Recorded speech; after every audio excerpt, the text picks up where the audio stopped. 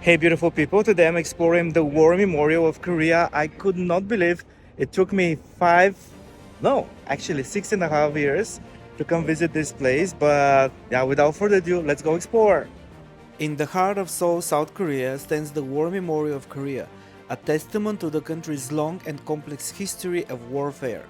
Opened in 1994, the memorial resides at the former site of the army headquarters, serving as both a tribute to those who served and a lesson in the cost of conflict.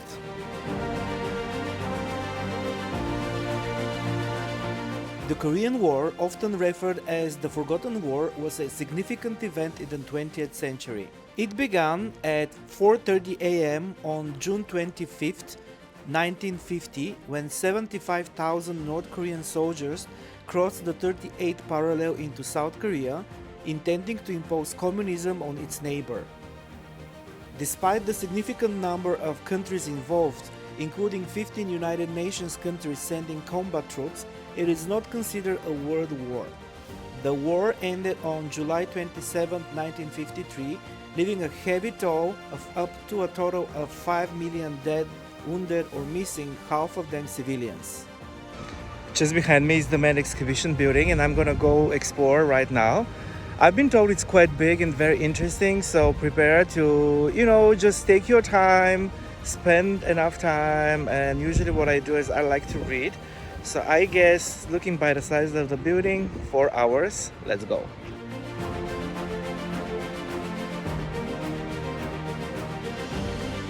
The central part over here is the exhibition hall, and on the ground floor you can find the war history of Korea during the Three Kingdoms, the Joseon, and later. And on the second floor is the story of the Korean War.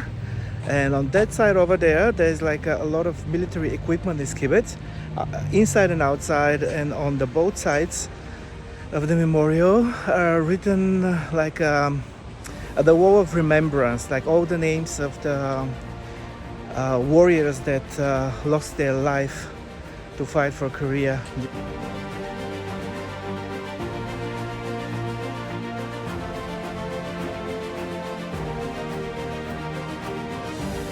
You can get your map here. Of course, they have one in English here. And also you can download the guided tour. They have it in English. And few times during the day they have guided tour in English.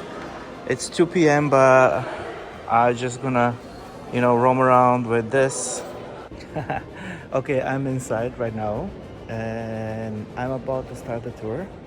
It's pretty impressive and big. I don't know where to start, but let's go this way. A large sculpture named Simultaneity represents the Hwarang spirit, the white-clad nation, the beautiful land, and the national flag of Korea. It symbolizes a will to protect the country.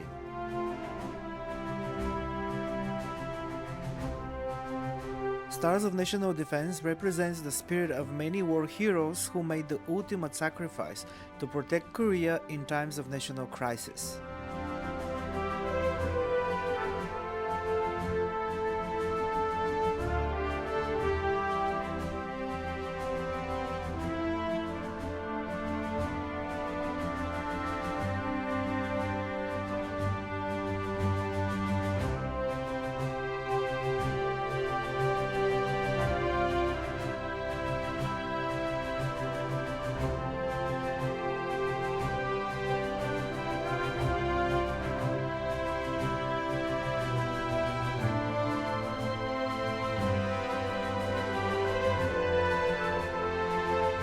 Creation captures the moment when a new life is created.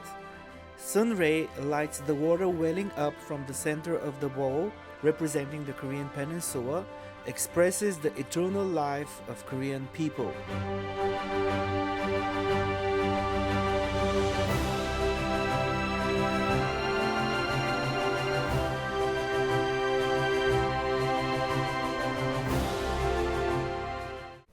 On the second floor, we dive into the Korean War era. This conflict marked the first military action of the Cold War and became a global stage where democracy and communism clashed. The United States, Great Britain, and the United Nations supported South Korea, standing up for democracy and opposing communism. In contrast, North Korea found allies in the Soviet Union and the People's Republic of China, both communist states.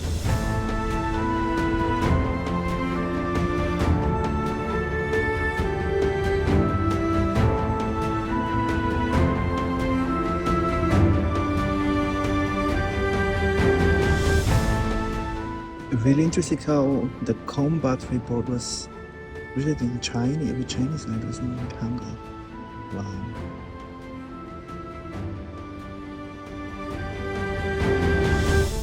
The United States played a substantial role with 6.8 million American men and women serving during the Korean War period. The US military took significant losses, with 54,200 American deaths during the period of the hostilities, of which 33,700 were actual battle deaths. Astonishingly, the US dropped more bombs in Korea than in the entire Pacific theater during the Second World War. These are South Korean guns, and these are North Korean option guns.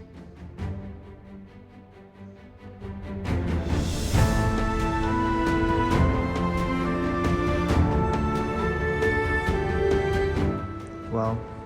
South Korea, North Korea, more aircrafts.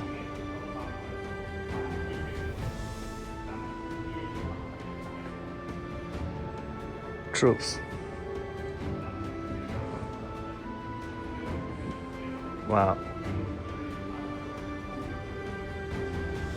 Interesting.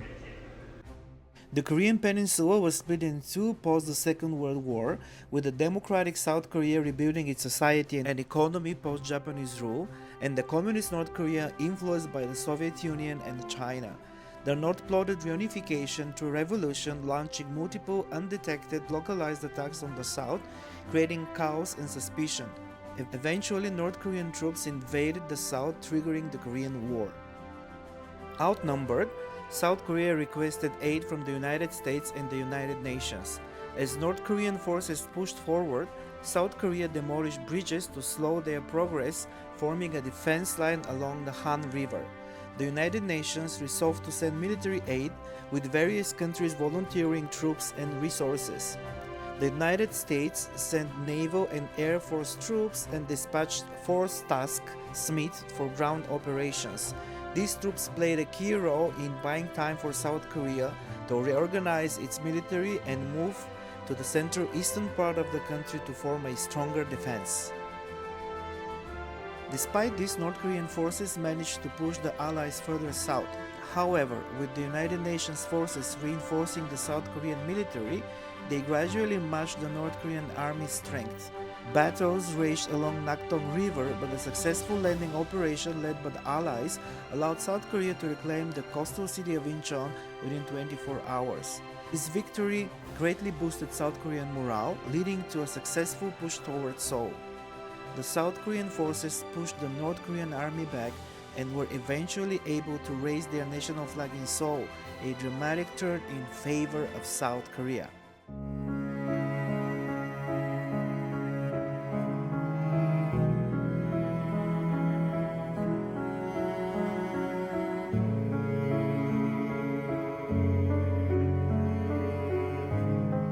Just behind me is the memorial war of all the victims during the Korean War. And these are the Korean warriors. And in the other hall, just over there, are all the Americans and UN forces.